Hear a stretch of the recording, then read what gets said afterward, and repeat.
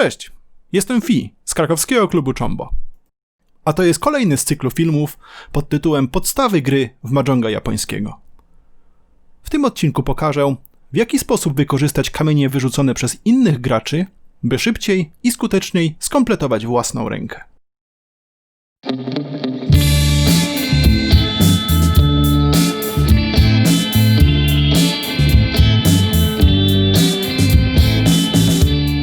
Mahjong jest grą czteroosobową, co znaczy, że w każdym momencie gry bierze w niej udział 4 graczy. To znaczy, że mamy 4 osoby próbujące przy jednym stole złożyć wygrywającą rękę. To z kolei oznacza, że w grze w Mahjonga potrzebne są też zasady dotyczące interakcji między graczami, by uniknąć sytuacji, w której 4 osoby grają solo przy jednym stole. Te zasady to przede wszystkim możliwość meldowania kamieni wyrzuconych przez innych graczy oraz zasada furitenu, o której opowiemy w jednym z przyszłych odcinków. Gracz może przejąć ostatnio wyrzucony przez innego gracza kamień, by w ten sposób skompletować sobie grupę. Może to wykonać poprzez ogłoszenie jednego z 3 różnych haseł: Chi do skompletowania sekwensu, Pon do skompletowania trójki oraz Kan do skompletowania 4. Do Chi można zameldować wyłącznie kamień od gracza po naszej lewej stronie, podczas gdy do Pon albo Kan można zameldować kamień od dowolnego gracza. Grupa, którą skompletowaliśmy poprzez zameldowanie do niej kamienia, nazywana jest otwartą, to znaczy widoczną dla wszystkich na stole, w odróżnieniu od zamkniętych, czyli tych, które uzbieramy sami na swojej ręce i które widzimy tylko my. Każdą zameldowaną grupę pokazujemy w całości i odkładamy po prawej stronie ręki. Zameldowany kamień obracamy bokiem i umieszczamy we właściwym miejscu grupy, zależnym od tego, kto ten kamień wyrzucił. Po lewej, po środku lub po prawej, co wskazuje odpowiednio na gracza po lewej, naprzeciwko lub po prawej. Prześledźmy to na przykładzie.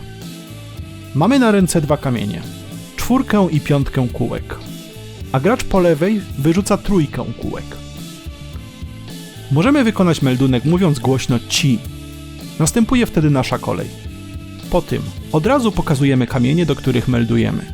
Następnie odrzucamy kamień z ręki i kompletujemy grupę, biorąc meldowany kamień od gracza po lewej i w końcu odkładamy całą grupę po naszej prawej stronie.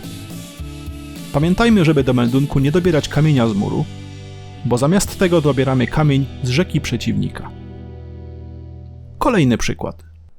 Gracz naprzeciwko wyrzuca białego smoka, który pasuje nam do 2 białych smoków znajdujących się na naszej ręce. Mówimy pon oraz postępujemy tak, jak we wcześniejszym przypadku. Pokazujemy kamienie z ręki, odrzucamy kamień oraz przesuwamy skompletowaną grupę na prawą stronę. Warto zauważyć, że w tym przypadku gracz po naszej lewej stronie traci swoją kolejkę. Po zgłoszeniu meldunku kolejka zawsze przechodzi na gracza meldującego. Zameldowanych grup tyczy się jeszcze jedna zasada. Z raz zameldowanej grupy nie możemy wyrzucać kamieni.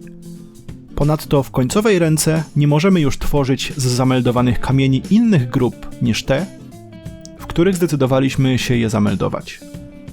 Oznacza to na przykład, że jeśli gracz zamelduje 3 razy tę samą sekwencję, na przykład 2, 3, 4 bambusów, to nie może później przetasować tych kamieni i ułożyć z nich 3 trójek.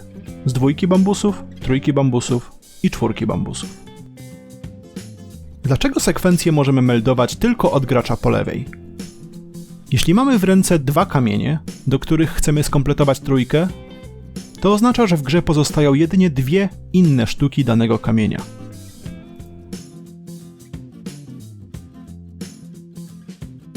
Jeśli mamy na ręku 3, to w grze pozostaje wyłącznie 1 kamień kompletujący nam 4.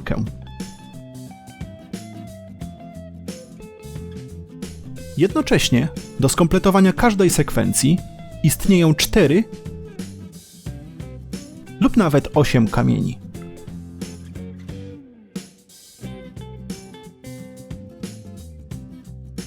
powodu tej różnicy w prawdopodobieństwie do ci możemy meldować kamienie wyłącznie od gracza po lewej, a do pon lub kan od każdego gracza. Teraz opowiemy trochę więcej o czwórkach. Meldowanie czwórek przebiega w inny sposób niż meldowanie sekwencji i trójek. Przede wszystkim wszystkie czwórki, nawet te zamknięte, muszą być zgłoszone. Oznacza to, że zamknięte czwórki również są widoczne dla wszystkich. Dlaczego? Prześledźmy to na przykładzie. Nasza ręka wygląda następująco. Jeśli w tym momencie dobierzemy wschód i zdecydujemy się stworzyć czwórkę, to w naszej ręce zabraknie jednego kamienia na stworzenie pozostałych grup i pary. Brakujący kamień potrzebujemy skądś dobrać, a żeby móc go dobrać, potrzebujemy poinformować pozostałych graczy o tej sytuacji. Informujemy, ogłaszając kan, pokazując wszystkie występujące w czwórce kamienie i dobierając kamień z początku martwego muru. Klasyczne zasady przewidują możliwość zgłoszenia co najwyżej 4 kanów w trakcie pojedynczego rozdania. I dlatego na początku martwego muru znajdują się dokładnie 4 zasłonięte kamienie, po jednym na każdą czwórkę.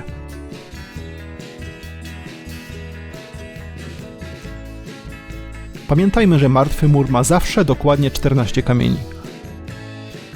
Z tego powodu po każdym zgłoszonym kanie dokładamy po jednym kamieniu do martwego muru z drugiej strony.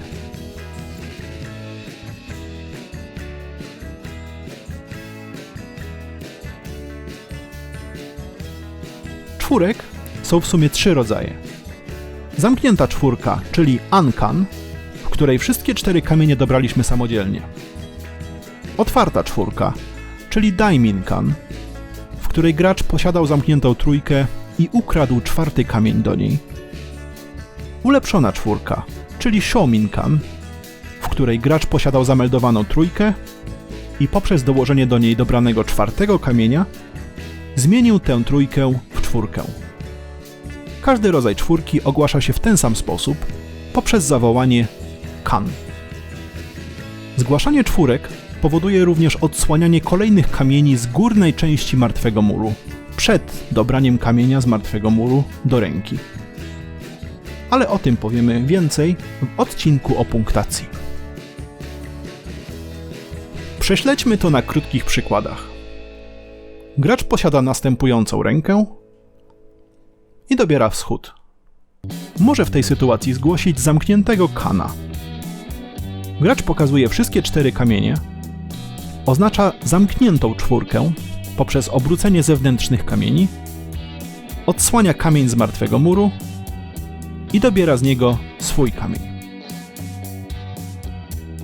Jeśli gracz posiada następującą rękę i ktoś inny wyrzuci 2 kółek, można w tej sytuacji ogłosić otwartego kana. Gracz pokazuje 3 kamienie, z których będzie tworzył czwórkę, odsłania kamień na martwym murze i bierze kamień dla siebie.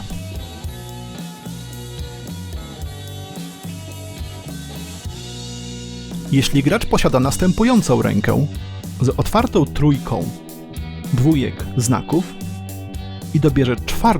2 znaków, można w tej sytuacji ulepszyć trójkę do 4. Gracz zgłasza kan, dokłada kamień do trójki, odsłania kamień na martwym murze i bierze stamtąd kamień dla siebie. Z tymi zasadami będziemy w stanie znacznie sprawniej składać ręce oraz operować rzadkimi, ale występującymi w grze czwórkami. Meldowanie jest bardzo potężną techniką, ale jego używanie wiąże się z pewnym kosztem, o którym opowiemy już wkrótce w odcinku o punktacji. Do zobaczenia!